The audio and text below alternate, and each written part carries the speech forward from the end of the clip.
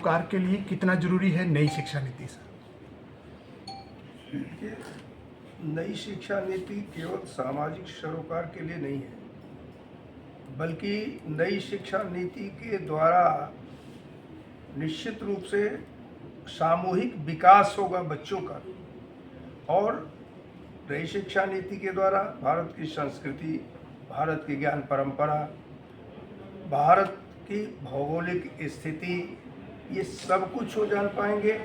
साथ ही साथ जो इतिहास रहा है जिसको विकृत किया लोगों ने, उसको भी नई शिक्षा नीति ने सही ढंग से प्रस्तुत किया है। तो कुल मिलाकर के ये कि आमतौर पर विज्ञान और सब तो ये प्रचलन में है, वो उसके साथ साथ भारत क्या है इस नई शिक्षा नीति के द्वारा उद्धृत किया गया है। किस तरह की खामियां दिखी गई हैं सर पूर्व में?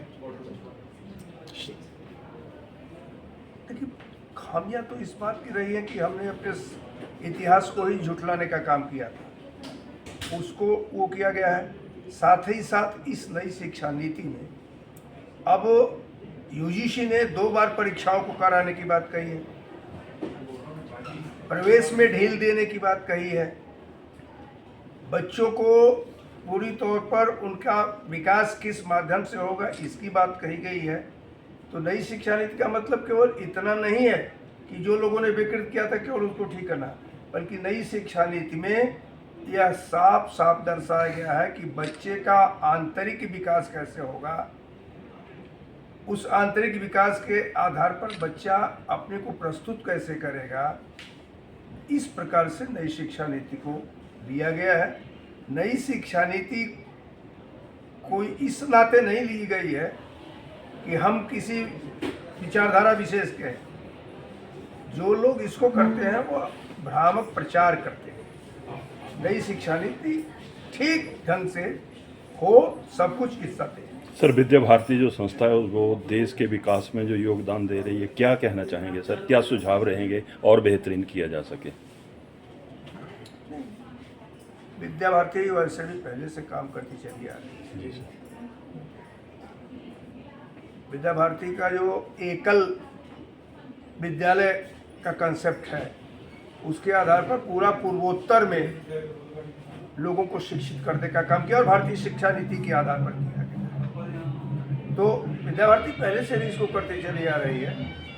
और तो अगर ये देखा जाए कि एकल विद्यालयों को जोड़ लिया तो लाखों शिक्षा के केंद्र ऐसे हैं जो शिक्षा शिशु मंदिर और विद्या भारती के आधार पर कर रहा है।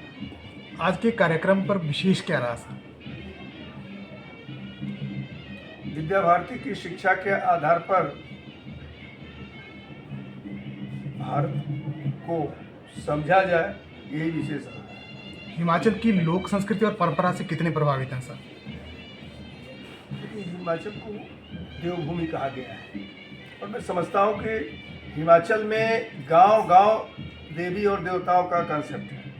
इसी से आज हिमाचल की संस्कृति बची हुई है,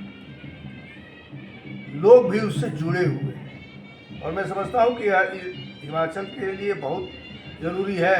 साथ ही साथ पता नहीं, समझ में मेरे भी नहीं आ रहा है कि इसके आसपास के प्रदेशों में इसकी हवा क्यों नहीं जा रही है।